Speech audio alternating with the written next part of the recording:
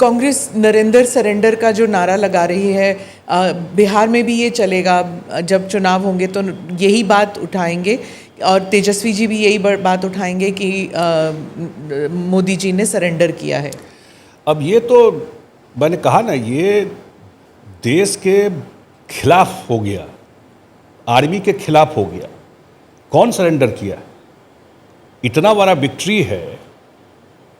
नूर खां base को उड़ाने के बाद ही ना डीजीएमओ पाकिस्तान कांटेक्ट किया है। अब तो सबको पता है ना ये बात कि director general military operation Pakistan ने कांटेक्ट करके सीज फायर की बात की। या जो भी घटनाक्रम हुआ आज तक 2008 में भी हुआ था ना, क्या किए थे हम लोग? क्यों नहीं जा करके उसके टेररिस्ट हाइडआउट्स पे जा करके अटैक? Mumbai terror attack. हाँ, मुंबई टेरर अटैक में क्यों नहीं कुछ किए थे उस समय?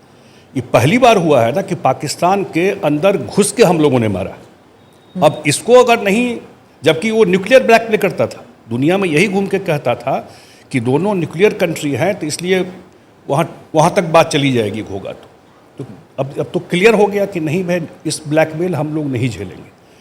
इनफ इज इनफ, सेटल तो होगा इस बार। हमको पता है कि ये प्रॉक्सी है, ये कोई टेररिस्ट ऐसे नहीं आ रहा है। आप डायरेक्ट कन्वेंशनल वॉर में इंडिया से नहीं जीत सकते। क्या ये बात एक इमोटिव इशू बन सकता है इस इलेक्शन में? क्योंकि बिहार से बहुत से युवा हैं जो फौज में जाते हैं, एनडीए का एग्ज़ाम लेते हैं, अग्निवीर भी हैं आपके राज्य से, तो क्या ये एक इमोटिव इशू है बिहार में, राष्ट्रीय सुरक्षा का मसला? बिल्कुल, राष्ट्रीय सुरक्षा का मसले पर अगर कोई पॉलिटिक्स करेगा तो इमोटिव इशू है और वाइप आउट हो जाएगा। अगर इस इशू को अगर कोई पॉलिटिसाइज करने का, मैंने कहा कि अगर ऑल पार्टी डेलीगेशन एक वॉइस में जाकर बात किया है तो उनको सामने में दिखाई पड़ रहा था कि हम देश को रिप्रेजेंट कर रहे हैं। अगर ये समझ में नहीं आ रहा है जो लोग सरेंडर की बात कर रहे हैं, और उसका जानते हैं सबसे बड़ा वजह क्या है जो मैं फील करता हूँ?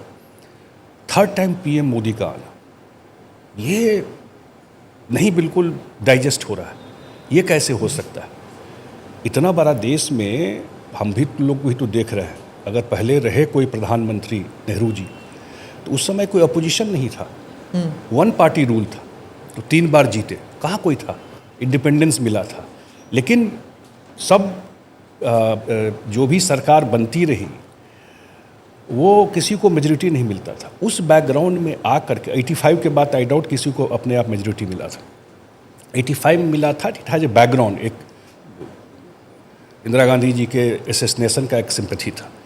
उसके बाद थर्ड टर्म आ जाना, ये डाइजेस्ट नहीं हो रहा। उसी में अब इलेक्शन कमीशन से लेके और ये, लेकिन अगर लोग, वो राहुल गांधी कह रहे हैं कि महाराष्ट्र में मैच फिक्सिंग, तो बिहार में भी मैच फिक्सिंग होने वाला है। लोग अगर चुन करके भेज रहे हैं, इसका मतलब आप लोगों के भावना के खिलाफ बात कर रहे हैं। लोग का जो चॉइस है उनके खिलाफ है। हम लोग तो यही मानते हैं कि जो आप काम कर रहे हैं, लेकिन मैं इतना ज़रूर कहता हूँ कि इस इशू पर हम लोग दुनिया भी घूम के आए और लोगों से भी फीडबैक, अगर किसी तरह का इस भाषा का यूज करेंगे तो वैसे भी डिसेमिनेट कर ही चुके हैं। इनके लिए विक्ट्री यही था कि हम 90 या 95 जीत गए, यही ना सेलिब्रेशन था, दिखता था पार्लियामेंट में। वाइप आउट हो जाएंगे।